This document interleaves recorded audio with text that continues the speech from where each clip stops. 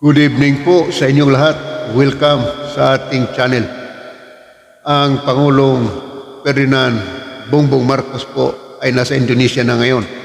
At kanina sa kanyang pagdating ay nagkaroon po kagad ng isang arrival party ang ating mga kababayan doon po sa isang kilalang hotel sa Indonesia.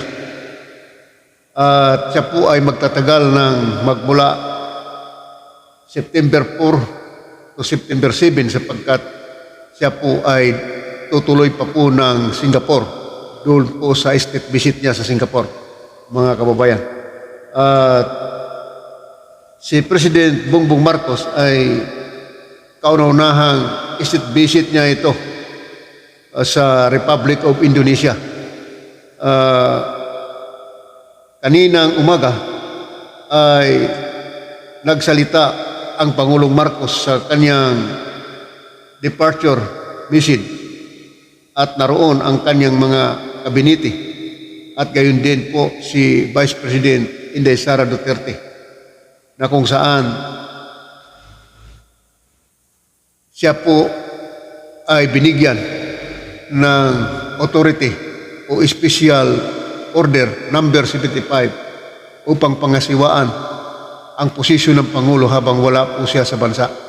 So ganun po kalaki ang tiwala ng Pangulong Marcos kay Inday Sara Duterte Carpio bilang Vice President. At ganun naman po talaga mga kababayan, sapagkat yan po naman talaga ang SOP dyan.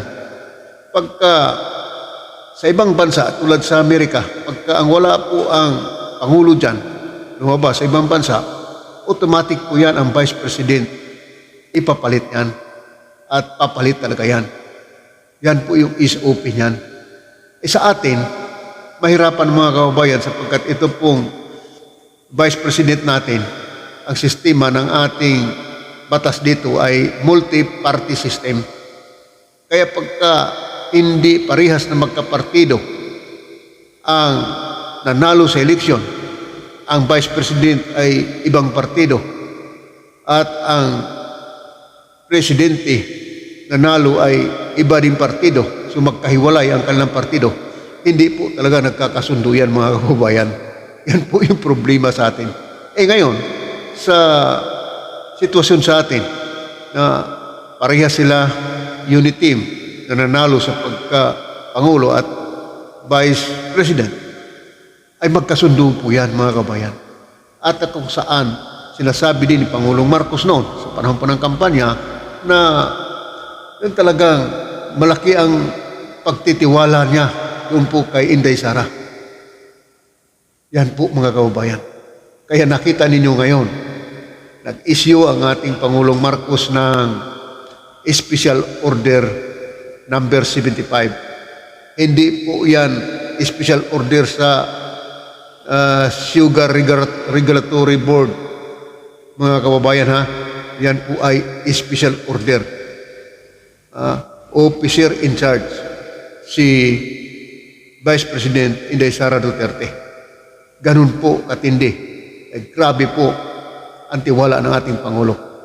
Kaya napakaganda po niyan bilang isang Pangulo at Vice President na maging modelo sa lahat ng mga susunod pang Pangulo at Vice President sa ating bansa, mga kababayan.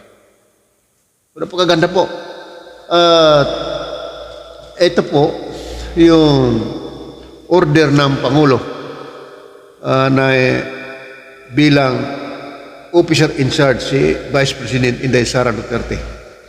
Special Order number 75, designating the Vice President as officer in charge on September 4 to 7, 2022. Whereas the President will undertake a visit to Indonesia and Singapore on September 4 to 7, 2022.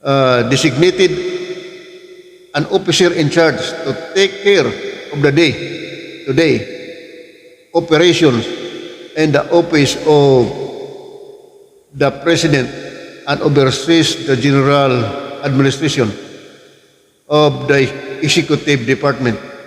So yun po, pinagkaloob po ng Pangulong Ferdinand Bongbong Marcos ang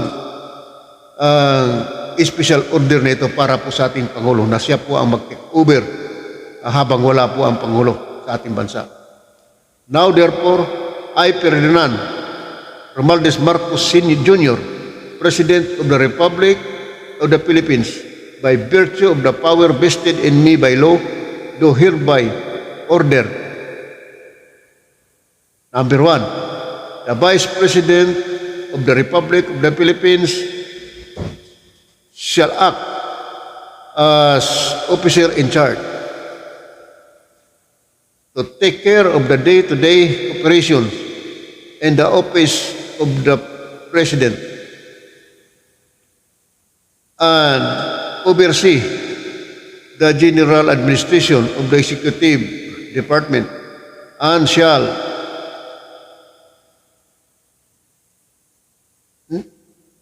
if necessary act for and on behalf of the President except on matters that the President is required by the Constitution to act in person during that time that the President is outside the Republic of the Philippines from September 4 to 7, 2022. So yan po. Pero mayroong mga bagay na in-exempt dito, mga kabayan. Ang sabi dito, except on matters that the President is required by the Constitution to act in person. So yun po yun, mga kabayan. Maliban na lang na po na ang Pangulo ng Pilipinas ay ni-required sa Constitution na siya mismo ang gagawa. So, lumalabas po ng 99%. Ayun pong yung pong special order na ito na ibinigay doon po kay Vice President Inday Sara Duterte Carpio. So yan po. Pangalawa, all departments, agencies, and instrumentalities of the government shall assist the Vice President in the discharge of her functions as stated herein. So lahat ng mga naiwan na mga agencies o si cabinet secretaries, ang sabi po dito ay kailangang mag-assist sa officer in charge na si Vice President Sara Duterte Carpio. Number 3, all acts of the Vice President for on behalf of the President pursuant to this order shall be deemed acts of the President unless disapproved or reprobated by the President. Ayun po. Para po sa ating mga kababayan dyan na medyo nag-isip ng alanganin o masama, yan po ay ang Pangulo mismo na rin ang babawi niyan kung sakaling ang Vice President nariyan pa at hanggang pagdating po sa ating Pangulo ay doon po ma-expired ito pong OIC na order na ito, mga kababayan. No? The acts of the Vice President for on behalf of the President pursuant to this order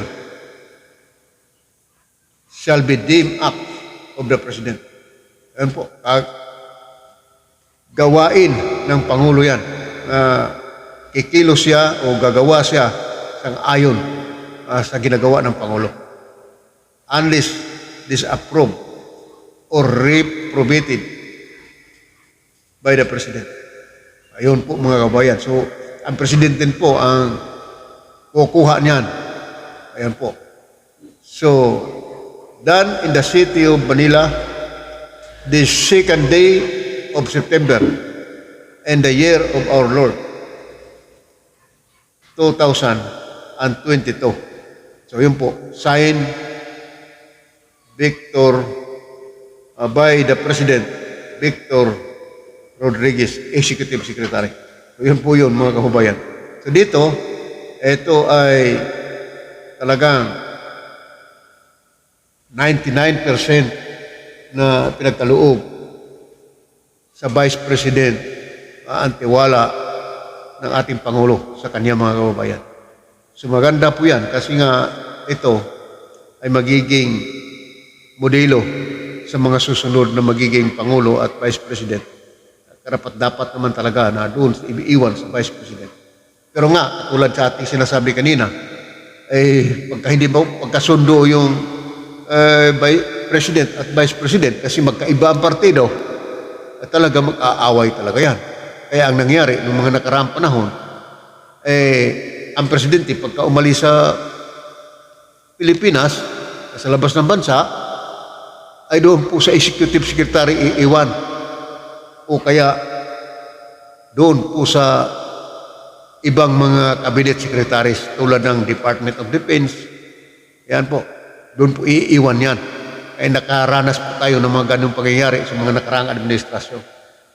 So, yan ang kaibahan mga kababayan sa magkaparehas na partido ang nanalo sa ating eleksyon sapagkat mayroon po tayong tinatawag na multi-party system. Pagka hindi manalo yung isang mga kandidato dyan na parehas ang partido, talagang pag nakaupo yan, pag-aawa yan. Katulad po noong nakaraang administrasyon. Kaya mga kababayan, ganun po ang kagandahan. Pagka parehas ang leaders, may kasabihan na flock together. Yan po. So hanggang sa sunod po natin na video, God bless us all.